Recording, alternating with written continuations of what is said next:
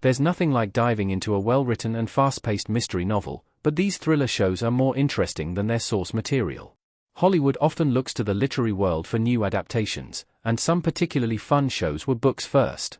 That includes Prime Video's sweet teen drama, The Summer I Turned Pretty, as well as the darker Netflix hit, Mindhunter.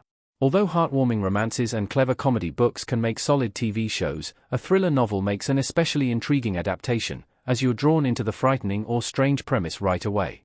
From their strong openings to their smart twists and reveals, these thriller shows got it right, and were even a bit better than the source material. Pretty Little Liars, 2010 to 2017. Hannah, Emily, Aria, Spencer, and Ali posing for a photo on Pretty Little Liars. The juicy TV show has stronger character development and more fun twists than the Pretty Little Liars book series by Sarah Shepard. Getting to know Alison De Laurentiis, Sasha Pyters, and her 4 best friends over 7 seasons becomes a real pleasure. Since each friend has such a distinct personality, from sporty to creative to inquisitive, they're endlessly relatable. The structure of a long-running TV series is particularly well suited to this mystery. You'll want to find out if Ali went missing or has been tragically found dead, but you'll also want answers to the many questions sprinkled throughout. These layered mysteries make for a perfect binge watch. Pretty Little Liars also has particularly strong mid-season and season finale cliffhanger, which emphasize the danger each character is in and makes you want to see more. A Good Girl's Guide to Murder, 2024, Emma Myers as Pip Smiling in A Good Girl's Guide to Murder. Young adult novels about murders in small towns are a dime a dozen, and they might not be the most distinct premise for a TV show. However, Netflix's A Good Girl's Guide to Murder shines because watching the main character, Pip Fitzamo by Emma Myers, investigate the disappearance of older student, Andy Bell. It's also nice to actually see the tiny town that author Holly Jackson wrote about, even if the location is slightly different in the jump from the US version of the book to the screen. The backdrop gets lost a bit in the book, but on screen, Pip's comforting house, the sanctuary of her bedroom, and the charming streets look great. Sharp Objects, 2018, Amy Adams as Camille Preaker looking disturbed in Sharp Objects.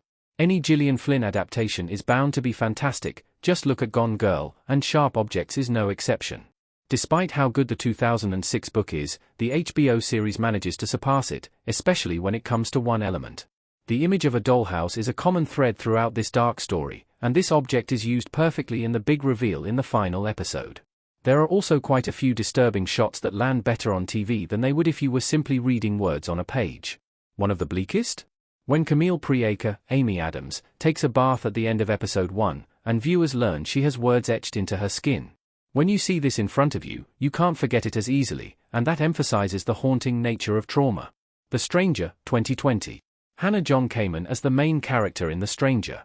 While Harlan Coben is a popular and entertaining author, the Netflix adaptations of his books are often a little more memorable than the source material.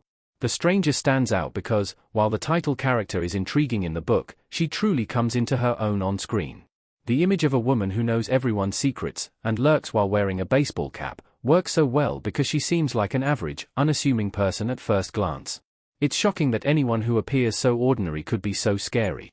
Although her costume is a simple hat and less obvious than Ghostface's striking black and white mask or Freddy Krueger's striped sweater, it's still effective. Every time you see the woman in the cap, there's a sense of dread, and that tone is amped up in the series more so than in the book. The Stranger TV show also succeeds in actually showing the title character rather than just having other characters talk about her. If that was the case, she wouldn't have such a large, looming presence in everyone's lives. Big Little Lies, 2017 to 2019. Celeste, Nicole Kidman, with her arms around kids carving pumpkins in Big Little Lies. Adapted from Liane Moriarty's 2014 book, HBO's Big Little Lies goes much deeper than the novel. While the book has a dark sense of humor, the show is serious and thoughtful, and that feels like the right move. As a result, the Big Little Lies TV show is more unsettling than the source material.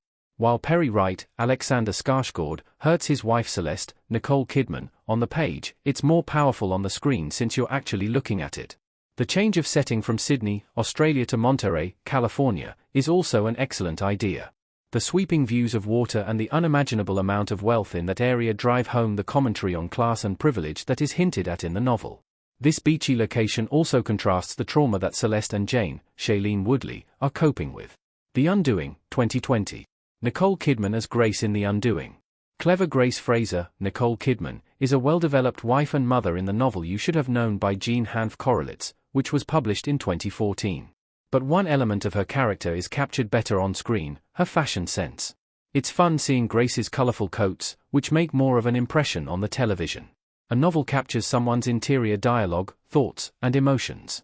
However, the makeup and costume departments of a TV show can have a good time showing how the characters express themselves through their physical appearance. The Undoing also makes a huge change, as you don't know if Grace's husband, Jonathan, Hugh Grant, committed murder until the big reveal in the finale. This makes for a much more entertaining story. When the killer or motive is left ambiguous, at least for a while, you want to keep tuning in. We Were Liars, 2025. Cadence looking at a letter in We Were Liars. Before watching Prime Video's teen series, it might have seemed hard to improve upon E. Lockhart's beloved 2014 book, We Were Liars. With strong writing and the Beachwood Island setting, it's a great read. But the whimsical, poetic tone of the novel comes to life here, and the big twist at the end of We Were Liars is much better, too. The scenes of Cady Sinclair Eastman, Emily Allen Lind, on the beach are dreamlike and fun in the book and TV series. But, when you learn the truth about Cady and her relationship to her love interest Gap Potil, Shubham Maheshwari, and cousins Johnny, Joseph Zadar, and Mirren Sinclair, Esther McGregor, it's even more powerful on screen. We Were Liars has a mysterious, haunting tone, but in order for the story to properly land, you have to see the raw emotion on Cady's face. The show achieves that, and watching her changing expressions allows you to empathize with her. Since the story is about rich people who can sometimes be tough to like, that's important.